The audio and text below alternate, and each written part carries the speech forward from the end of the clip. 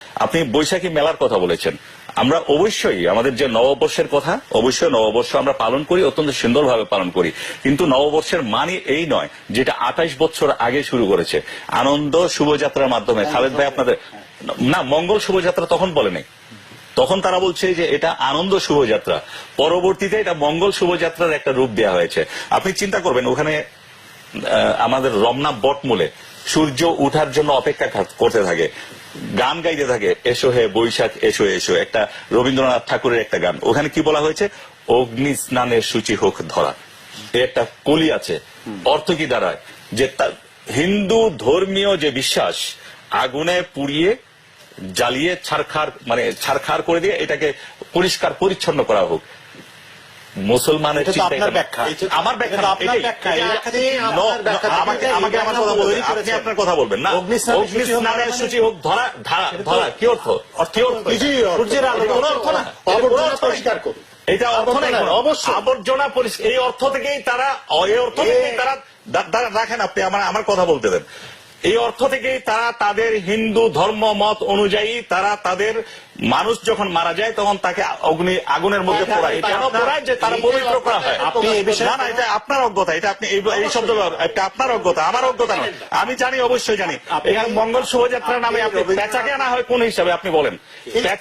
পেঁচা হচ্ছে ওদের ধর্ম মত অনুযায়ী, আপনি ওদের ধর্ম। পেঁচা কি আমাদের মঙ্গলের প্রতীক? বাংলাদেশের মঙ্গলের প্রতীক ওটা মঙ্গলের অবশ্যই নয়, ওটা অবশ্যই শোভাযাত্রা এটা হইতে পারে না, অবশ্যই হইতে পারে না, অবশ্যই হইতে পারে না।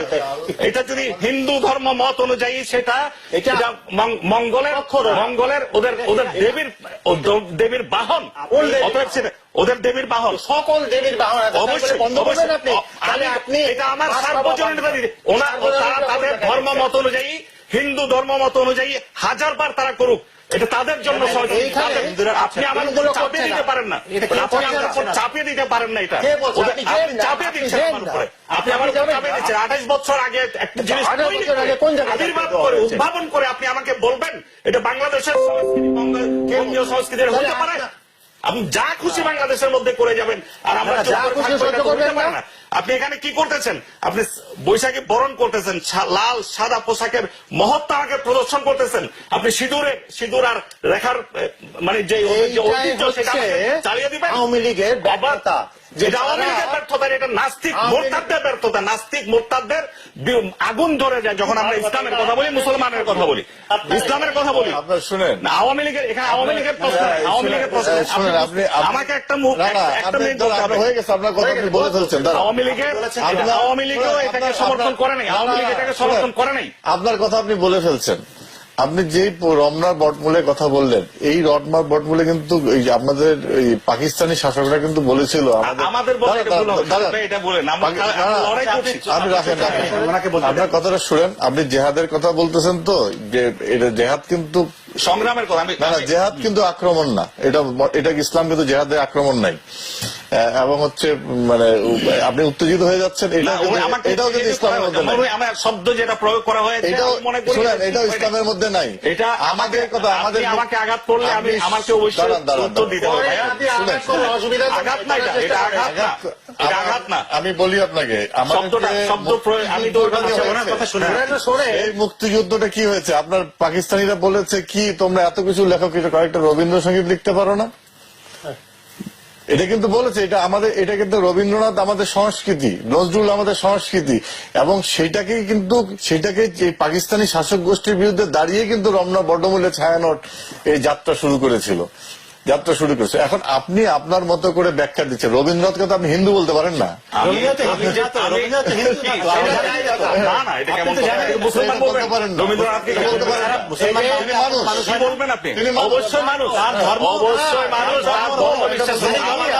আমার একটা ধর্ম বিশ্বাস আছে, তারও একটা ধর্ম বিশ্বাস আছে। তিনি বলেন, তা আপনি বলেন ব্রাহ্মণবাদ নাই, ব্রাহ্মণ ধর্ম না, ব্রাহ্মণ না কি? তাহলে শোনেন মাওলানা সাহেব, ব্রাহ্মণ বলি নাই, ব্রাহ্মণ ধর্ম, ব্রাহ্ম ব্রাহ্ম একটা আলাদা ধর্ম আছে, যেটা হিন্দু ধর্ম না। এখন রবীন্দ্রনাথকে নিয়ে আলোচনার বিষয় না। ধর্ম নিয়ে হচ্ছে কিনা, আরেকটা এটা হচ্ছে কিনা আমাদের দেশে? খালিদ ভাই এটা হচ্ছে কিনা? আপনি পেঁচা বলেন, সাপ বলেন, বেজি বলেন, এগুলি সবই আমার চারিদিকে আছে। দাঁড়ান, আপনি বলেন আছে, কিন্তু এটা না, না, কি এটা সৃষ্টি ওদের ধর্ম বিশ্বাসটা কি? এই পৃথিবী হিন্দু ধর্মের বিশ্বাসটা কি? আমি শুনেন, এটা বলেন। এই পৃথিবীটাকে তো আপনি কি মনে হয়, যা কিছু সৃষ্টি সব আল্লাহ তাআলার তো নাকি? তিনি তো সর্বশক্তিমান, তার মাধ্যমে তো সবকিছু। তাহলে আপনি এই যে পৃথিবীর আল্লাহ তাআলার সৃষ্টির এই কোন জিনিসকে তো আপনি খাটো করে দেখতে পারেন না। আপনি এখন যদি আমাকে বলেন যে হিন্দুদের একটা দেবতার নাম কি, বিষ্ণু দেবতা আছে না? বিষ্ণু দেবতা, তার স্ত্রী হচ্ছে লক্ষ্মী দেবী। লক্ষ্মী দেবীর বাহন তাদের ধর্ম মত অনুযায়ী হিন্দুদের এই পেঁচা। পেঁচাকে আপনি আমার সামনে উপস্থাপন করতেছেন মিছিলের সামনে। আমার ব্যাখ্যা না তো, এটা তো ওদের ব্যাখ্যা।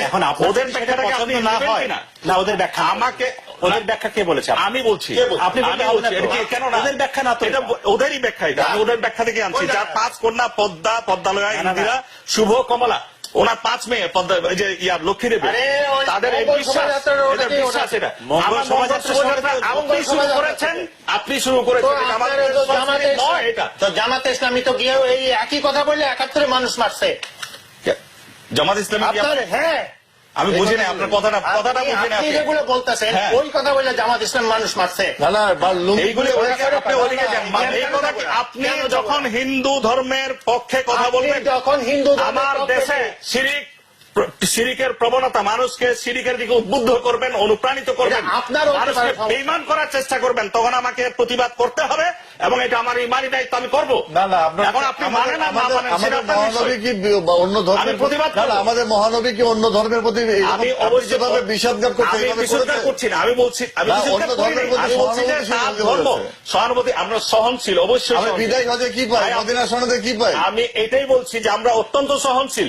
কিন্তু আপনি যখন এটাকে আমার সার্বজনীনতা দেওয়ার চেষ্টা করবেন এবং দেখাবার চেষ্টা করবেন এটা মুসলমানের, আপনি ঐতিহ্য আমার বাংলাদেশের সংস্কৃতি হিসেবে যখন সাব্যস্ত করবার, প্রতিষ্ঠা করবার চেষ্টা করবেন, তখন আমাকে প্রতিবাদ করতে হবে। এটা আমার দায়িত্ব।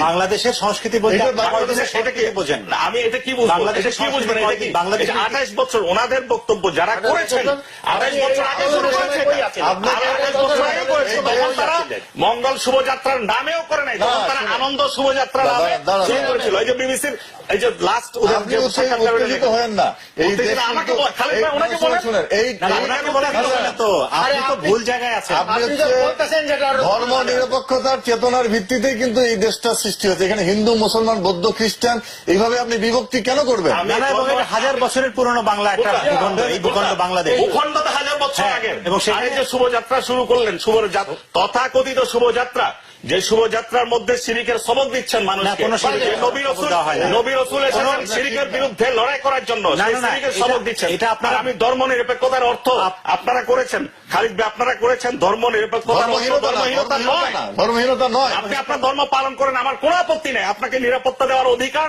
দায়িত্ব আমার এবং সরকারের। আমরা আপনাকে মানে নিরাপত্তা দেব, সেই নিরাপত্তা আমরা দিচ্ছি। মঙ্গল শোভাযাত্রাকে রক্ষা করার দায়িত্ব সরকারের। আপনার পছন্দ হয় না, যাবেন না। মঙ্গল শোভাযাত্রা আপনি শুরু করেছেন। আমার মুসলমান সন্তানদেরকে আপনি বেঈমান বানাবার মতো না, এখানে অধিকার কোনো আপনার বেঈমান নাই। বানাবার এটা হচ্ছে তো? না, না, না, কে বলেছে? বেঈমান কেন হচ্ছে। হয়? বেঈমান কে আপনি হচ্ছে এই না? যে অবাধ এই জিনিসটা ছিল যে আপনি একজন উল্কিয়েকে দিচ্ছেন, ছেলে মেয়েকে, মেয়ে ছেলেকে। এটা কোন ধরনের, এটা কোন সংস্কৃতি আমাকে বলেন? মানে পরপুরুষ বড় মেয়েকে, বড় মেয়ে বড় ছেলেকে কথা দিচ্ছেন। বলছেন, আপনি বলতেছেন যে আমি যখন বললাম আপনি ফেসবুক ইউজ করেন, আপনি যখন কিন্তু বলে আমি টুইটারও ইউজ করি, তাহলে আপনি যখন এই ইন্টারনেট ব্যবহার করতেছেন, ইন্টারনেট ব্যবহার করতে কত কিছুর সঙ্গে আপনি সম্পৃক্ত হচ্ছেন, তখন আপনার ধর্ম নষ্ট হচ্ছে না? না না, কেন আমি কেন করতে যাব? এটা করতেছে আপনি ডাইরেক্ট লাইভ আপনি প্রোগ্রাম দেখাইতেছেন সারা বিশ্ববাসীকে।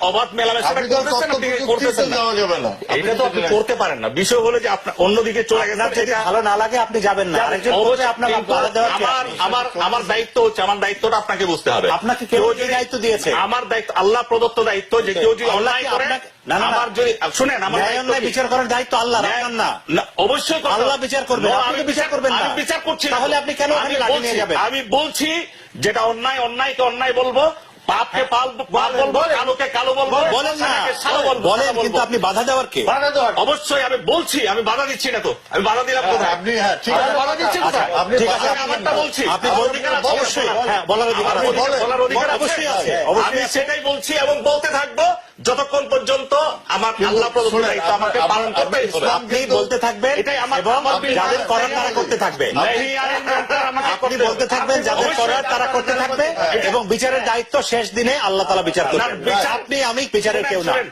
বিচার আমরা কখনো রাস্তায় আদালত বসে বিচারের পক্ষে আমরা নই, আইন নিজের হাতে তুলে নেবার পক্ষে আমরা নই, কিন্তু এটা অন্যায়, এটা সাদা, এটা হ্যাঁ, কালো, আপনি প্রতিবাদ এটা আলো, করেন। এটা আপনার অন্ধকার। মতে এটা অন্যায়? এই কথা আমরা বলছি, বলেন। এবং কিয়ামত পর্যন্ত বলতে থাকবো। বলতে সেটা থাকুন, আপনার- আপনি বলতে পারেন আমার বিশ্বাস, কিন্তু আপনি আমার কাউকে এটা বাধাগ্রস্ত আমার- করতে পারেন আমাকে না। আমি ওয়ারেসে আম্বিয়া হিসাবে, নবীর উত্তরাধিকারী হিসাবে এই দায়িত্ব আমাদের উপর অর্পিত, এই দায়িত্ব আমরা পালন করে যাই।